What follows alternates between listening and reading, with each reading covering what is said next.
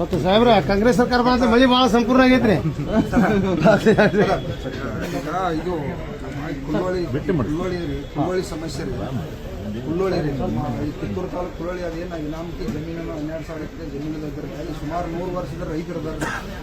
ಅವ್ರಿಗೆ ಇನ್ನ ದೇಶದ್ರೋಹಿಗಳು ಕೆಲಸ ಮಾಡಿದವ್ರಿಗೆ ಅವ್ರಿಗೆ ಜಮೀನು ಇಟ್ಟಾರೆ ಇನ್ನ 12,000 ಎಕರೆ. ಪಾಪ ರೈತರಿಗೆ ಅದನ್ನ ಭೂಮಿಯನ್ನು ಹಚ್ಚಿ ಕೊಡ್ಬೇಕಿಲ್ಲ ಸರ್. 11,000 ಎಕರೆ 9 ಹಳ್ಳಿ ಇದೆ. ಹೆಚ್ಚು ಕಡಿಮೆ 10,000ಕ್ಕಿಂತ ರೈತರು ಕೆಲಸ ಮಾಡ್ತಿದ್ದಾರೆ.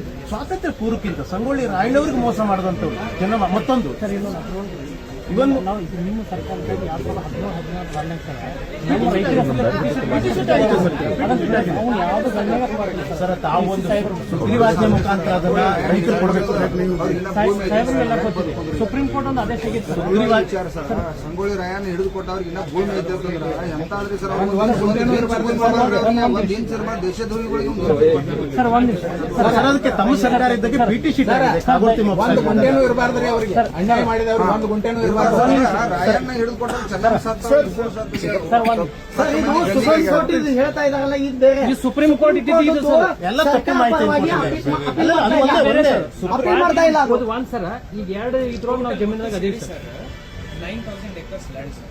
ಅದರಲ್ಲಿ ಸುಪ್ರೀಂ ಕೋರ್ಟ್ ಇಂದ ಆಗಿರೋದು 2,850 ಎಕರೆ ಸರ್. ಇದನ್ನು ಹೊರತುಪಡಿಸಿದ್ದು 4,500 ಸುಮಾರು 4,000 ರೈತರು. ಮತ್ತೊಂದು ಬೆಳಗಾವಿ ಗೂಢ ಸಂಬಂಧಪಟ್ಟಂತೆ ಸರ್ ತಾವು ಗಮನಿಸಬೇಕು. ಯಾಕಂತಂದ್ರೆ ಇಲ್ಲಿಗಲ್ ವ್ಯವಸ್ಥೆ ಮತ್ತು ಬೈಪಾಸ್ ವ್ಯವಸ್ಥೆ ಸಂಬಂಧಪಟ್ಟಂತೆ ಬೈಪಾಸ್ದಲ್ಲಿ ಹೆಚ್ಚು ಕಡಿಮೆ ರೈತರ ಸಹಮತಿ ಇಲ್ಲದೆ ಒಂದು ಸರ್ಕಾರ ಏನ್ ನೋಟಿಫಿಕೇಶನ್ ಆಗಿದೆ, ನೋಟಿಫಿಕೇಶನ್ ತಪ್ಪು. ನೋಟಿಫಿಕೇಶನ್ ದಾದಾಗಿರಿ ಮುಖಾಂತರ ಮಾಡ್ತಾ ಇದ್ದಾರಂತದ್ದು ಸರ್. ಮತ್ತು ಕಬ್ಬಿದ್ರೆ ಈಗ 3,000 ನಾವು 7-8 ವರ್ಷ ಇಷ್ಟ ರೊಕ್ಕ ತಗೊಂಡ್ರೆ ಎಲ್ಲ ರೇಟ್ಗಳು ಡಬಲ್ ತ್ರಿಬಲ್ ಆಗ್ಯಾವ್ರಿ.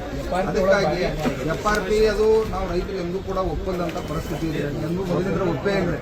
ಯಾಕಂದ್ರೆ ಅವ್ರು CSCP ವರದಿ ಸರ್ಕಾರಕ್ಕೆ ಸರಿಯಾಗಿ ಕೊಟ್ಟಿಲ್ಲ. ಖರ್ಚು ವೆರ್ಸು ನಮ್ಮೆಲ್ಲ ಡಬಲ್ ತ್ರಿಬಲ್ ಖರ್ಚು ವೆರ್ಸ್ ಆಗೈತಿ. 10 ವರ್ಷದಿಂದ ಕೂಡ ಈಗ ರೇಟ್ ಅಂತಂದ್ರೆ ನಮ್ಗೆ ಹೆಂಗೆ ಬದುಕಿ ಸಾಧಿ. ಕಬ್ಬು ವಾರ್ಷಿಕ ಬೆಳೆ ಸರ್ 12 ತಿಂಗಳ.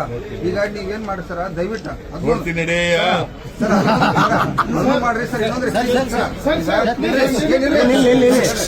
ಇನ್ನೊಂದು ಏನ್ರಿ, ಹೆಂಗ ತಾವು ಗ್ಯಾರಂಟಿಗಳು ಮಾಡಿರಲಿಲ್ಲ ಕಬ್ಬಿಗೆ ಸರ್ಕಾರ ಅಬಕಾರಿ ಖಾತೆ ಆದಾಯ ಒಂದು 10,000 ಕೋಟಿ ರೂಪಾಯಿ ವರ್ಷಕ್ಕೆ ಸಿದ್ದರಾಮಯ್ಯ ಸರ್ಕಾರಕ್ಕೆ